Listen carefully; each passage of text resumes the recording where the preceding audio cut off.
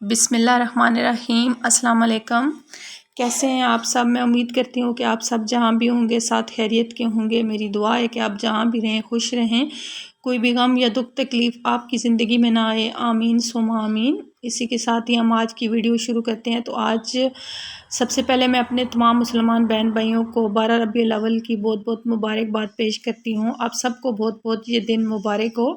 اس میں ہمارے نبی صلی اللہ علیہ وسلم کی ولادت کا دن ہے یہ، اور یہ ہم سب کے لیے عید کا سما ہوتا ہے، عید سے بھی بڑا تہوار ہوتا ہے ہم مسلمانوں کے لیے۔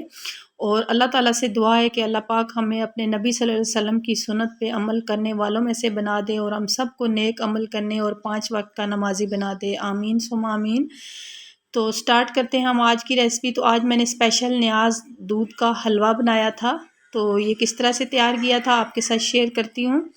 یہاں میں نے ½ kg دودھ، ½ kg سوجی اور ½ kg گھی، ان 3 چیزوں کو آپس میں یکجان کر کے میں نے جس پتیلے میں دودھ پڑا ہوا تھا میں نے اسی میں ایڈ کر دیا تھا، اور بعد میں مجھے دوسری کڑھائی میں شفٹ کرنا پڑا تھا کیونکہ یہ برتن چھوٹا تھا۔ تو ان تمام چیزوں کو میں نے ابھی یہ بڑے برتن میں نے شفٹ کیا ہے، اور اب ہم اس کو پکاتے ہیں اچھی طریقے سے۔ اور اس کی بنائی بہت زیادہ ہوتی ہے، اس کو اتنا پکانا ہوتا ہے کہ اس کا کلر جو ہوتا ہے نا وہ ڈارک براؤن ہو جائے۔ تو یہاں آپ دیکھ سکتے ہیں اس کا کلر جو ہے وہ ڈارک براؤن ہونا سٹارٹ ہو گیا ہے ماشاءاللہ سے،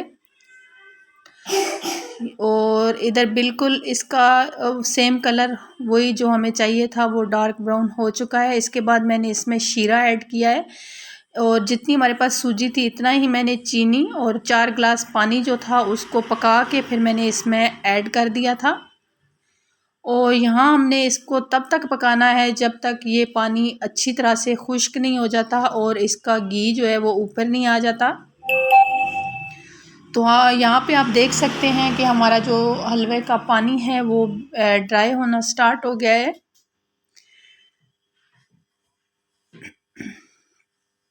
تو یہاں پہ اس کی بنائی جو ہے نا وہ اتنا زیادہ یہاں پہ ٹائم نہیں لیتی ہے جتنا کہ ہم نے اس کو ڈارک براؤن کیا تھا تب زیادہ ٹائم لگا تھا۔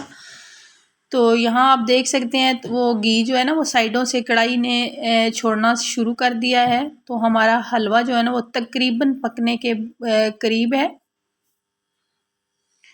اور ابھی ہم اس میں اپنے مرضی کے حساب سے آپ ڈرائی فروٹ ایڈ کر سکتے ہیں، یا میں نے کشمش ایڈ کی ہے۔ کشمش کو میں نے اچھی طرح سے دھو کے پھر ایڈ کیا ہے، اور اس کے ساتھ ہی میں نے کٹے ہوئے بادام اس میں ایڈ کیے ہیں۔ تو آپ کو جو بھی ڈرائی فروٹ پسند ہو آپ اپنی مرضی سے کوئی سا بھی ڈرائی فروٹ اس میں ایڈ کر سکتے ہیں، اور کاجو اور باقی تمام کشمش کے علاوہ اگر آپ کاجو وغیرہ ڈالنا چاہیں تو وہ بھی ایڈ کریں، اور اشرفیاں وغیرہ بھی ایڈ کریں۔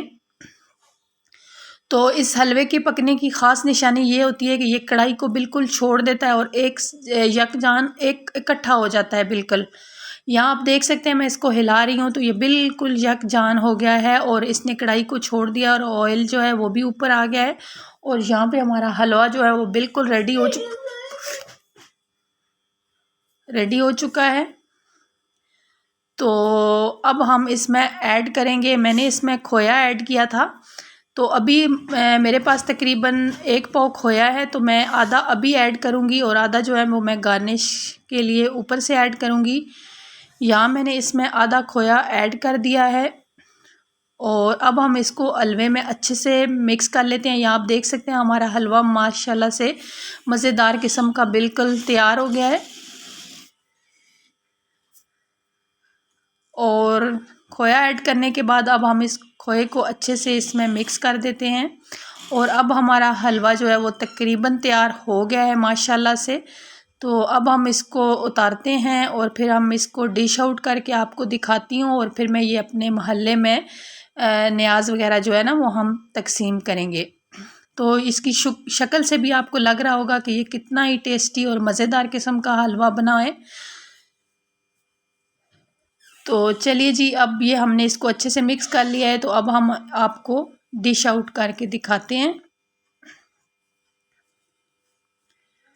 اور یہاں پہ ہم نے حلوے کو جو ہے نا وہ ڈش آؤٹ کر دیا ہے، اور اس کے اوپر میں نے باقی کا کھویا اور بادام وغیرہ گارنش کے لیے میں نے اس میں ایڈ کیے ہیں، تو اس کی لک سے آپ کو اندازہ ہو گیا ہوگا کہ یہ بہت ہی لذیذ اور ٹیسٹی قسم کا دودھ کا اسپیشل حلوہ جو ہے نا وہ بن کے تیار ہوا ہے۔ تو میں نے ابھی اس کو نیاز کے طور پہ میں نے یہ حلوہ بنایا تھا، تو پھر میں نے پورے محلے میں بھی یہ حلوہ تقسیم کیا ہے، اور یہ یقین کریں اتنا ٹیسٹی اور لذیذ بنا تھا۔ تو آپ بھی ایک دفعہ یہ ریسپی ضرور ٹرائی کیجیے گا۔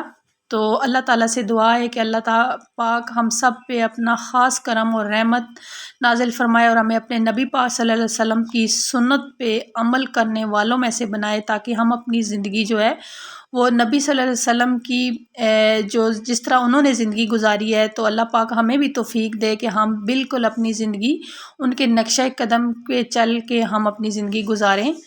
تو آپ سب سے گزارش ہے کہ میری صحت کے لیے ضرور دعا کیجیے گا، اللہ پاک مجھے صحت عطا فرمائے، اور جتنے بھی بیمار ہیں ان سب کو صحت عطا فرمائے۔ نیکسٹ ویڈیو تک کے لیے مجھے اجازت دیں، اللہ حافظ۔